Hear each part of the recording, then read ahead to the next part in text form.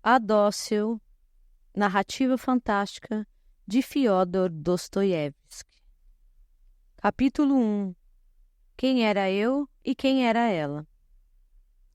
Pois enquanto ela ainda está aqui, tudo bem.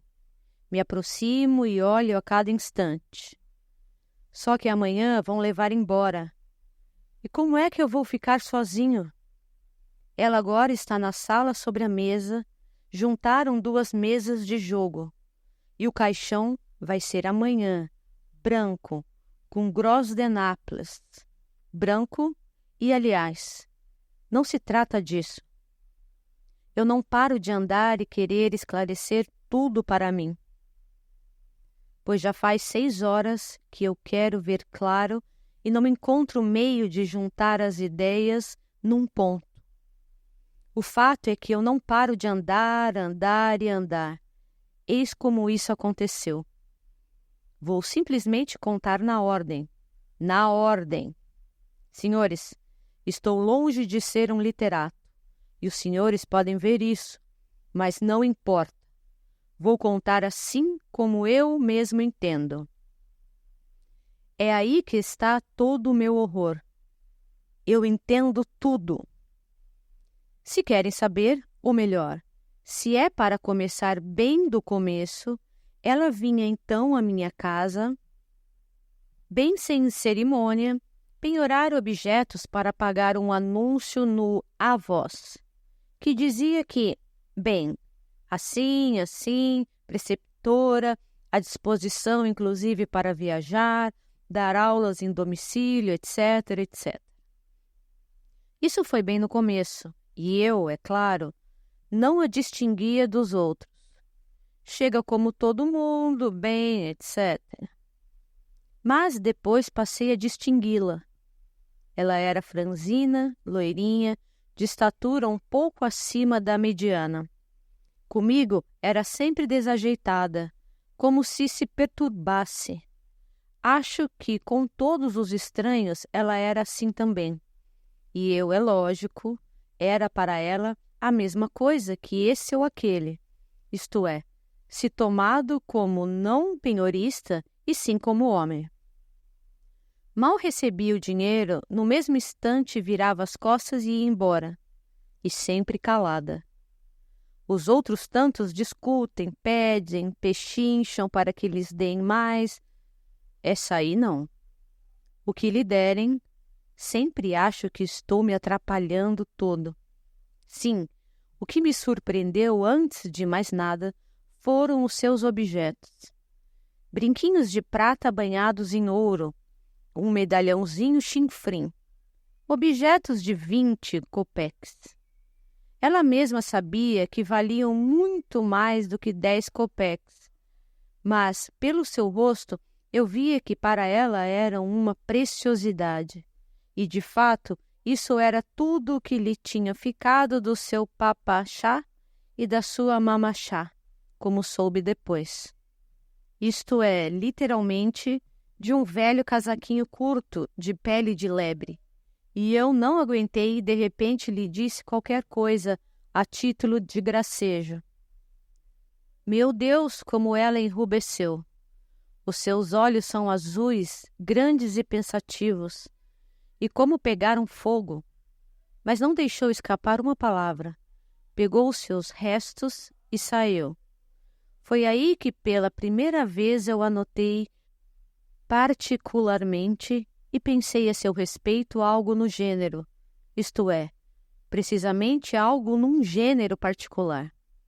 Sim, ainda me lembro da impressão, isto é, se quiserem, da impressão mais essencial, a síntese de tudo.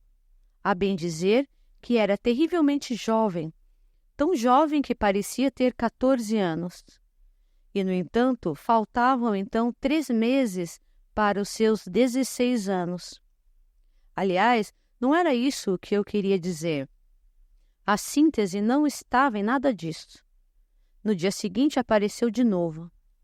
Soube depois que ela tinha ido ao Dobranravov e a Moser com o casaquinho, mas esses, exceto o ouro, não aceitam nada e não quiseram conversa. Uma vez cheguei a aceitar dela um camafeu, chinfrim também, e, ponderando, depois me espantei. Eu, exceto ouro e prata, também não aceito nada, mas dela admiti um camafeu. Esse foi então o meu segundo pensamento sobre ela. Isso eu me lembro.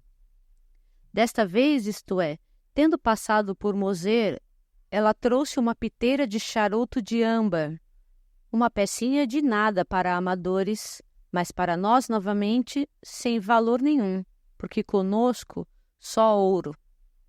Como ela vinha já depois de uma revolta da véspera, eu a recebi com severidade. Severidade, comigo, é secura. Não obstante, ao lhe dar 2 rublos, não aguentei e disse, como que com uma certa irritação: veja que só faço isso para a senhora. Um objeto assim Moser não acertaria. As palavras para a senhora sublinhei-as de modo particular e mais precisamente num certo sentido. Fui mal. Ela enrubesceu de novo e ao ouvir esse para a senhora, mas calou-se, não largou o dinheiro, aceitou-o. O que não é a pobreza? E como enrubesceu, vi que lhe tinha dado uma alfinetada. E quando ela já tinha saído, de repente me perguntei, será então que essa vitória sobre ela vale 2 rublos? É, lembro que fiz 2 vezes justamente essa pergunta, será que vale? Será que vale? E rindo decidi comigo mesmo pela afirmativa. Eu fiquei bem alegre na ocasião, mas não era um sentimento ruim. Eu tinha uma intenção, um propósito. Queria colocá-la à prova, porque de repente começaram a me fermentar certos pensamentos a seu respeito. Foi esse o meu terceiro pensamento particular sobre ela. Enfim, foi desde então que tudo começou. Logicamente, procurei logo me informar de todas as circunstâncias por via indireta e esperava a sua chegada com particular impaciência. Eu já pressentia que ela estava por vir. Quando ela chegou, entabulei uma conversa amável com uma cortesia fora do comum, pois recebi uma educação digna e tenho maneiras. Foi aí que adivinhei que ela era boa e dócil. Os bons e dóceis não resistem por muito tempo, e embora nunca sejam de se abrir muito, não sabem de jeito nenhum esquivar-se da conversa. Respondem com parcimônia, mas respondem. E quanto mais longe se vai, melhor. Apenas não se deixem cansar, se convém aos senhores. É lógico que nesse tempo ela mesma não me explicou nada. Foi só mais tarde que fiquei sabendo a respeito de avós e tudo mais. Ela então publicava os anúncios com os seus derradeiros recursos de início, logicamente com soberba. Preceptora, dizia, à disposição para viajar, enviar condições pelo correio, mas depois à disposição para tudo, dar aulas, dama de companhia, fazer o trabalho de casa, tomar conta de doentes, sei costurar, etc., etc. A velha história de sempre. Logicamente, tudo isso ia sendo acrescentado ao anúncio em várias ocasiões, e no final, quando já estava à beira do desespero, até mesmo sem ordenado, pelo pão. Não arrumou emprego. Decidi então colocá-la à prova pela última vez. De repente, apanho-o à voz do dia e lhe mostro um anúncio. Pessoa jovem, órfã de pai e mãe, procura emprego de preceptora de crianças pequenas, preferivelmente em casa de viúvo de mais idade. Pode ajudar no trabalho de casa. Veja só, essa pôs anúncio hoje de manhã e à noite Provavelmente já arranjou emprego. É assim que se deve anunciar. De novo enrubesceu, de novo os olhos pegaram fogo. Virou as costas e foi embora no mesmo instante. Isso me agradou muito. Aliás, eu então já tinha certeza de tudo e não receava. Piteiras é que ninguém iria aceitar. E nem piteiras ela tinha mais. Foi isso mesmo. Aparece no terceiro dia, tão palidazinha, tão agitada. Vi que alguma coisa havia acontecido na sua casa. E realmente havia acontecido. Já explico o que havia acontecido, mas agora quero apenas recordar como eu, então, de repente fiz bonito diante dela e cresci aos seus olhos. Foi essa intenção que me veio de repente. O fato é que ela trouxe esse ícone. Decidiu trazê-lo. Ah, escutem, escutem. Agora sim é que tudo começa. É que até aqui eu só me atrapalhava. O fato é que agora quero recordar tudo isso, cada minúcia, cada fiozinho. Não paro de querer juntar as ideias num ponto e não consigo. E há esses fiozinhos. O ícone da Virgem. A Virgem com o menino, doméstico, familiar, antigo, adorno de prata banhado em ouro. Vale uns 6 rublos. Vejo que o ícone lhe é caro. Está penhorando o ícone todo. Não tira o adorno. Digo-lhe que seria melhor se ela tirasse o adorno e levasse o ícone, porque um ícone, afinal de contas, não fica bem. E por acaso é proibido para o senhor? Não, não é que seja proibido. É que talvez para a senhora mesma... Então tire. Sabe de uma coisa? Eu não vou tirar. Vou colocar bem ali no oratório, disse eu, depois de pensar um pouco. Com os outros ícones, à luz da lamparina, desde que abri a caixa de penhores, deixava sempre uma lamparina acesa. E tome aqui 10 rublos. Não faça cerimônia. Eu não preciso de 10 rublos. O senhor me dê 5. Vou resgatar sem falta. Mas não quer os 10? O ícone vale... Eu acrescentei anotando que os seus olhinhos brilharam novamente. Ela se calou. Eu lhe saquei 5 rublos. Não desdeie ninguém. Eu mesmo estive em tais agruras, ou até piores. E se agora a senhora me vê nessa ocupação, isso foi depois de tudo o que eu sofri. O senhor se vinga da sociedade, é isso?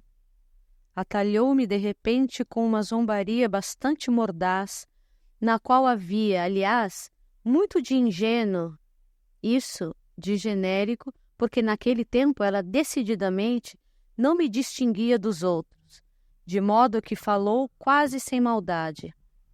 Ah, eu pensei, então é assim que você é. O caráter se manifesta com nova direção. Veja, observei eu de imediato, meio brincalhão, meio enigmático. Eu sou uma parte daquela parte do todo que quer fazer o mal, mas cria o bem. Ela olhou para mim rapidamente e com grande curiosidade, na qual, aliás, havia muito de infantil. Espera um pouco. Que ideia é essa? De onde é que vem? Eu ouvi isso em algum lugar. Não precisa quebrar a cabeça com essa expressão Mefistófeles apresenta-se a Fausto. Já leu Fausto? Não, sem muita atenção. Quer dizer que nunca leu. Precisa ler. E, aliás, vejo de novo nos seus lábios uma ruga de zombaria. Por favor, não imagine que eu tenha um gosto tão duvidoso que, para pintar o meu papel de penhorista, quis me apresentar à senhora como Mefistófeles. Um usuário vai ser sempre um usuário, sabemos bem. O senhor é um tanto estranho. Eu não queria lhe dizer nada disso, de jeito nenhum. Ela queria dizer: eu não esperava que o senhor fosse um homem culto. Eu não disse, mas em compensação, eu sabia que ela pensaria isso. Acertei em cheio no que lhe agradava. Veja, observei eu, em qualquer ramo de atividade podes fazer o bem. É claro que não falo de mim. Eu, exceto o mal, convenhamos, não faço nada, mas é claro que se pode fazer o bem em qualquer situação, disse ela, lançando-me um olhar rápido e penetrante. Sobretudo em qualquer situação, acrescentou de repente. Ah, eu me lembro de todos esses momentos. E quero ainda acrescentar que, quando essa juventude, essa querida juventude, almeja dizer alguma coisa assim, inteligente e penetrante, então de repente mostra na cara sincera e ingenuamente demais que aí está, diz ela, estou lhe dizendo agora algo inteligente e penetrante. E não é por vaidade como os nossos iguais, mas se vê bem que ela mesma dá extremo valor a tudo isso, e acredita e respeita, e pensa que os senhores também respeitam tudo isso, assim como ela. Ai, a sinceridade! É precisamente com isso que vencem. E nela, como isso era encantador. Eu me lembro, não me esqueci de nada. Quando ela saiu, decidi-me de uma vez. Naquele mesmo dia, fui até as últimas buscas e descobri o restante de todos os podres nos quais ela estava metida até agora. Dos podres do passado eu já sabia tudo por Luquéria, que servia então na casa delas e que eu já subornara dias antes. Esses podres eram tão horríveis que não consigo entender como ainda era possível rir do jeito que rira havia pouco e sentir curiosidade pelas palavras de Mefistófeles, estando ela mesma no meio de tal horror. Mas a juventude! Foi justamente isso que pensei, então, sobre ela com orgulho e alegria, porque aí é que estava a generosidade. Quer dizer, mesmo à beira da ruína, as grandes palavras de Goethe resplandecem. A juventude, ainda que só uma gotinha, e ainda que pelo caminho torto, sempre é generosa. Ou seja, é sobre ela que estou falando, sobre ela apenas. E o principal é que eu então a olhava como sendo minha e não duvidava do meu poder. Sabem, quando já não se tem dúvidas, é voluptuoso esse pensamento. Mas o que há comigo? Se eu continuar assim, quando é que vou juntar tudo num ponto? Depressa, não é absolutamente nada disso. Ai, meu Deus!